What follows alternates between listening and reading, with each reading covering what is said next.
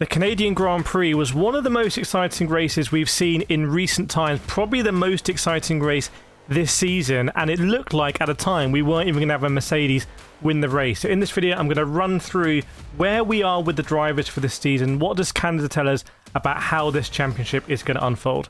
We've got to start with the Mercedes because George Russell was looking super strong this weekend. He's good in the sprint qualifying, good in qualifying as well, but unfortunately for him, he had a terrible start to the race, and it kind of showed maybe some nerves with George Russell. He wasn't looking super comfortable in his own skin. He wasn't super comfortable when Kimi Antonelli was pushing him all the way, but obviously it went from bad for worse for George Russell with that unbelievable retirement, the power unit failure, when he was leading the race. So we as fans, I guess you can say, were like robbed of a whole race of the two drivers fighting, which was fantastic. We didn't get too much of it, but it was great to see what we did get. And that brings me on to Kimi Antonelli. Kimi Antonelli is, in my opinion, the champion-elect for this season. He has no fear. I don't think he cares about team orders. He looks to have the match of George Russell. He's on a fantastic streak right now, and if he can get a pole position in Monaco and hang on to win the race, he's going to have a really significant points advantage in the season. Now, I do have to bear in mind, if you think back to Montreal last year, we saw Lando Norris crash out trying to overtake Oscar Piastri, but that's not how the championship finished. Oscar Piastri faded away and Lando finished strong. That can still happen this season. There's a long way to go, but right now it seems that Kimi just has the momentum, and it was a great weekend for Mercedes. Fantastic news at Canada for Ferrari also, with Lewis Hamilton getting on the podium with a P2, absolutely unbelievable. Obviously, he had a load of luck with what happened to George Russell, but the fact he was able to catch and then overtake Verstappen with a fantastic move into turn one was like the Lewis Hamilton of old. He was rolling back the years, and the Ferrari looks good at the start, so Ferrari can have fantastic starts, and it had good race pace later on in the race today. In fact, they weren't that far behind the sole Mercedes of Kimi Antonelli. So even though Charles Leclerc couldn't get on the podium, he wasn't too far behind. He had a little bit of off weekend, but Lewis Hamilton looks to be back, and if Ferrari can just make those development steps, we could even see Lewis Hamilton, dare I say, maybe win a race this season, which would be fantastic. I think it's too late for the championship, but Lewis Hamilton, if he's got a tailwind behind him, surely he'll sign or confirm for another season at Ferrari. Now, for Charles Leclerc, it really wasn't the race for him, but he did overtake Isack Hadjar, who had a terrible race, and he is kind of like still not too far off Hamilton. However, I was surprised he didn't out-qualify Lewis Hamilton. That's normally Charles Leclerc's strength, but his next race in Monaco, his home Grand Prix that he's already won with Ferrari, he should actually be, in my opinion, one of the favourites for pole position there. So let's see what Charles Leclerc can do in Monaco. Now, where do we start with Lando Norris? Because this was an absolutely insane race. Firstly, McLaren decided to start both drivers on the intermediate tyre, which just seems insane to me. They should have really split that strategy. On the first lap, Oscar Piastri boxed his and Lando Norris boxed on lap 2. But this is what's really interesting. Lando Norris had an incredible start to the Grand Prix. On the intermediate tyre, he actually zoomed right up into P1 as George Russell panicked and tried to defend too hard against Kimi Antonelli. So it's kind of like a what could have been for McLaren. Now, in the end, Lando Norris had a failure, had a DNF, had to retire from the race. But the McLaren race was just so bad from a strategy perspective. I don't know what they were doing with pit stops. It all seemed to go wrong multiple times during the race. And you have to ask the question, is whatever decision-making logic they have that resulted in them starting on the intermediate tyre, is that also why they had other strategy issues during the race? Now, this is a team that's won the Constructors' Championship for the last 2 seasons, and I don't think I've seen a fall-off quite this quick. So McLaren need to get back on the horse. It hasn't been good for them. And Oscar Piastri as well. He got 2 10-second penalties in that race. One of the incidents he had with Alex Albon was absolutely atrocious. Like, probably should get a lot of penalty points for that. So a DNF for Lando Norris and a terrible result for Piastri. McLaren are looking like an absolute shambles, and they really need to improve in Monaco. What could have been for Red Bull in Canada, by the way, because Verstappen was P2 for a big part of the race, but ultimately was caught by Lewis Hamilton.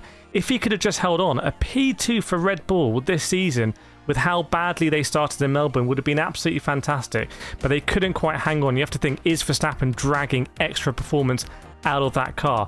And by the way, Isack Hadjar, pretty terrible race, plenty of penalties, unforced errors, just didn't really look that competitive, even though he had a good qualifying or decent qualifying. Isack Hadjar needs to get his head back together because he's making some rookie errors, and he's not a rookie, and we know in Red Bull you don't get second chances in that second seat. But for Verstappen to be on the podium, that would be good news for him. It shows that you can go off and do the Nürburgring 24 hours and you can still come back and get on the podium in Formula 1. He's done it before with sim racing. He's done it now with Nürburgring. What's he going to do next? He's going to do some crazy stunt for the next race. I can't wait to see it. Alpine seem to be the surprise package of this season because everyone wrote them off last season. They also got rid of making their own engines. They moved over to Mercedes and people thought there might be a bit of a lag integrating that. But they've been the team, I would say, that have made the biggest improvement this season. If you compare them to Aston Martin, who went with Honda, they've gone backwards. But Alpine have soared up, and Colapinto finishing P6 is absolutely incredible in that Alpine. He's doing a really good job after, again, many people wrote him off for the last 2 seasons. Gasly finishing in P8 shows that Alpine still have what it takes here to get those top finishes in the points. However, everyone's asking the question, or should be, can Alpine make that step up? Can they start to gently challenge the Red Bulls and the Ferraris of this world? Seems difficult because Colapinto, even though he finished P6, was still lapped. But if they can make that step, that'll be really exciting, especially for Alpine, which is a team that maybe more than its Renault guys has a really big history, really important history in Formula 1.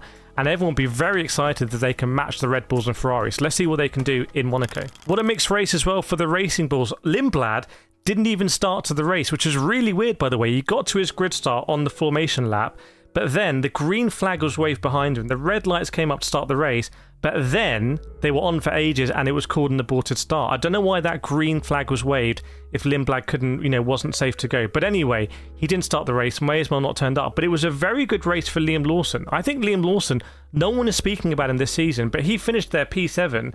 It was a fantastic race. There was a lot going on in that race, a lot of VSCs, a lot of opportunities to take pit stops. Obviously, there was the mixed weather at the beginning, and Lawson navigated it pretty well. To finish P7, I think is super impressive from Liam Lawson. Now, on the one hand, you could kind of say this is quite a bad result for Williams in Montreal because Alex Albon, he didn't finish the race, he got taken out. But they had a weird strategy at the beginning. They splitted their drivers on the intermediate, and Carlos Sainz was actually the driver that started on the inters. Alex Albon was on the tyre that actually worked out to be the best dry tyre. But Carlos Sainz has that dog in him, and he finished P9 unbelievably, getting into the points. Really, really, really good race from Carlos Sainz, digging deep. And I think that's quite important because you look at maybe another Spanish driver, Fernando Alonso, in the Aston Martin, he's not finishing races. He's not, he's not going the whole distance, literally, in the first few races of the season. Whereas Carlos Sainz could take a similar attitude or could maybe think this Williams not fast enough. He's really dug deep here and he's dragged that Williams into the points. So maybe some sprinklings of optimism for Williams, but I think they really need to catch both the Racing Bulls and Alpine. So let's see if they can do that. They've got the Mercedes engine, but at the moment, I would say if they want to keep the likes of Alex Albon and Carlos Sainz, they need to be improving their finishes. Something very interesting is going on at Haas, because Esteban Ocon, I don't think is a bad driver, but this season, he's getting absolutely outdriven by Oliver Bearman. Oliver Bearman finished in the points in P10, Esteban Ocon finished in P14, and that's been a similar tale this season. So what's going on here? Now, some people think it's Esteban Ocon dropping off. There's been rumours, actually, that they might sign Jack Doohan to replace Esteban Ocon in that seat. Apparently, Ocon isn't really in the favour in the Haas management anymore. But also, Oliver Bearman could be a real talent. And you have to see, if there's going to be a space opening up at Ferrari, maybe Charles Leclerc thinks he needs to go to a different team, maybe Lewis Hamilton calls it a day, Oliver Bearman is primed to go into that Ferrari and be hungry. So keep an eye on Oliver Bearman's performance this season. But Esteban Ocon going to Monaco, which is kind of a home race for him. I've met Esteban Ocon in Monaco before. He likes it there.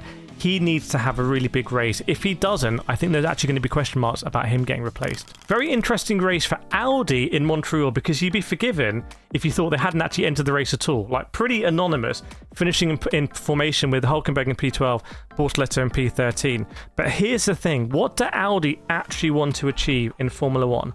They're spending a ton of money, they're sponsoring a load of stuff, and finishing P12 and P13 probably isn't going to cut it for that team long term. Remember, Porsche, who are part of the same group, have been completely ruthless in withdrawing from the World Endurance Championship this season, even with their legendary 963 doing pretty well in IMSA, because they weren't really happy with the BOP situation, they weren't really happy with Ferrari beating them, if we're honest. Maybe in the future there'll be very tough calls also made in Formula 1. I don't think Audi finishing in anonymous positions like this is really going to cut it for the group. But you have to say to the drivers, a good job they're doing better than Haas, they're doing better than Aston Martin.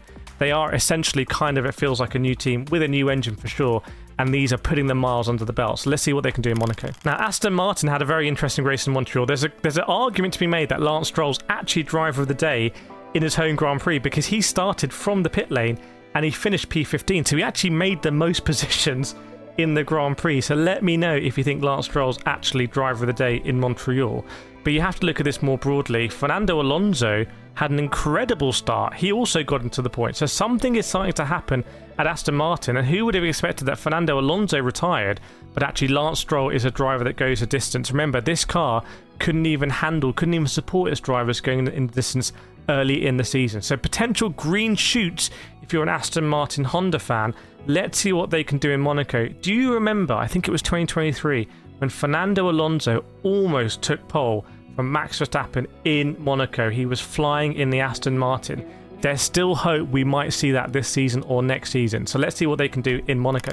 Okay, we need to start asking questions about Cadillac in Formula 1, because Valtteri Bottas was 4 laps down and Sergio Perez didn't even finish, and that was even more shocking. These guys were driving 5-6 seconds off the pace, and you have to ask the question, what are Cadillac even doing in Formula 1? What are they trying to achieve? No one's going to take the brand seriously when you're that far behind, and especially when Sergio Perez just braked gently to enter the pit lane, the whole front right suspension of his car just gave way. Like, what are they making these cars with? Are they making it with plastic or paper or something? It didn't look like carbon fiber, or something had gone seriously wrong there.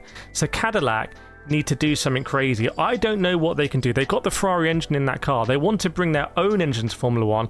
I would say, guys, you need to work out what's going on here while you still got the Ferrari engine, because they are doing terribly, and it feels like it's such a love-in at the moment with Cadillac.